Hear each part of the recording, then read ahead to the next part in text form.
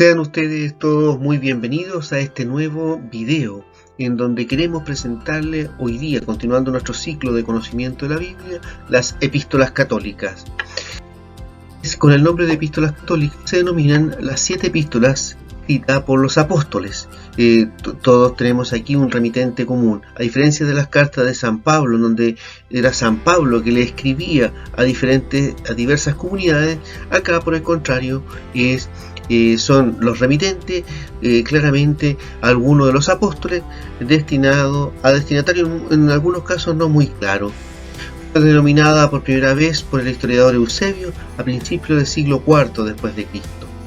Contienen las obligaciones generales de todos los cristianos, reglas de fe y las buenas costumbres cristianas, casi sin mencionar información biográfica alguna.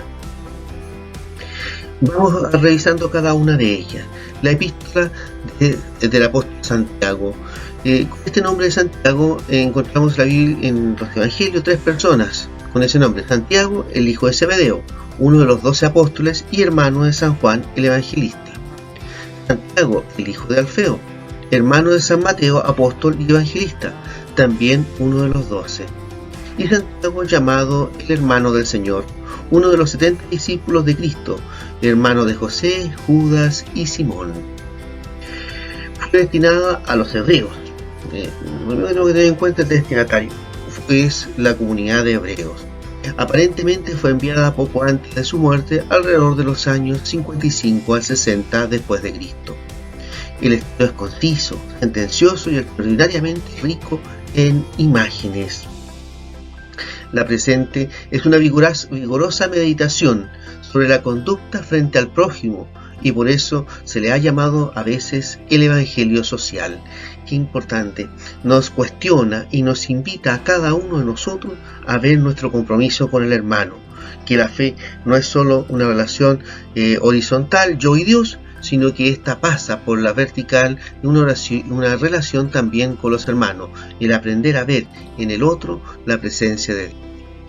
Consta de 5 capítulos, donde encontramos en el capítulo 1, versículo 1, el saludo, después la alegría en medio de la prueba. O sea, no se nos pone indiferente frente a las dificultades. Vamos a tenerlas, nos dice el apóstol Santiago, pero hay que llevarla con alegría. La respuesta en la prueba, desde el capítulo 1, versículo 12 al 27. La fe frente a la discriminación. Cómo debemos actuar. La fe sin obras está muerta. Qué importante recordarlo ello. El control de la lengua. Esto yo creo que nos hace bien a muchos de nosotros. La auténtica sabiduría, desde el capítulo 3, versículo 13 al 18.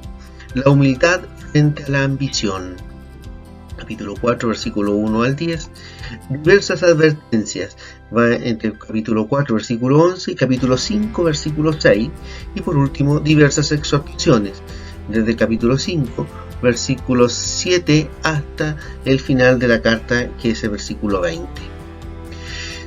La carta que encontramos es la primera carta de Pedro. Pedro, antes con el nombre de Simón, era hijo de un pescador, llamado Jonás de Betsaida, en Galilea, y hermano de Andrés, el primer discípulo, el que lo trajo a Cristo Jesús, un hermano que lleva a su hermano a Cristo. Se considera escrita poco antes de estallar la persecución de Nerón, es decir, cerca del año 63. Su fin es consolar principalmente a los hebreos cristianos dispersos, que viviendo también en un mundo pagano, corrían el riesgo de perder la fe. La primera carta de Pedro consta de 5 capítulos, un saludo inicial, los herederos de la salvación, llamados a una nueva vida,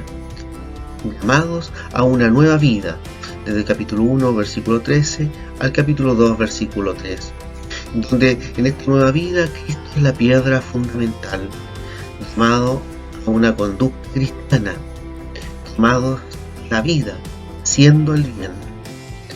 Origen de la mentalidad cristiana y del amor. Sufrir con Cristo. Las exhortaciones particulares y generales, que son las últimas partes del capítulo 5. Y por último, los saludos finales. son lo que nos encontramos en esta primera carta de Pedro. En la segunda carta de Pedro fue escrita a los mismos cristianos de Asia Menor. Previene con vehemencia a los creyentes de los falsos y perversos maestros. Siempre se ha dado, y hay que estar atentos, hay que estar vigilantes. Fue escrita poco antes de su martirio. Se atribuye lo escrito en los años 65-66 después de Cristo.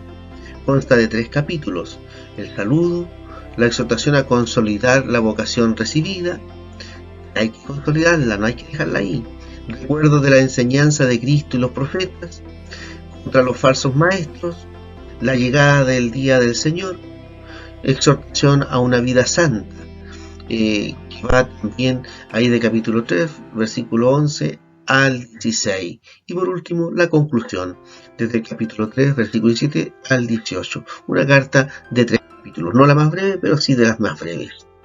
Luego encontramos y seguimos avanzando en este itinerario y encontramos la primera carta de Juan, el apóstol San Juan, hijo de Zebedeo, hermano de Santiago el Mayor, y así lo confirmó el Concilio Tridentino al señalar el canon de las Sagradas Escrituras. Carece de encabezamiento, lo que dio lugar a que algunos dudasen de su autenticidad. Se calcula que data de fines del primer siglo. Considera dirigida, como el Apocalipsis, a las iglesias de Asia proconsular.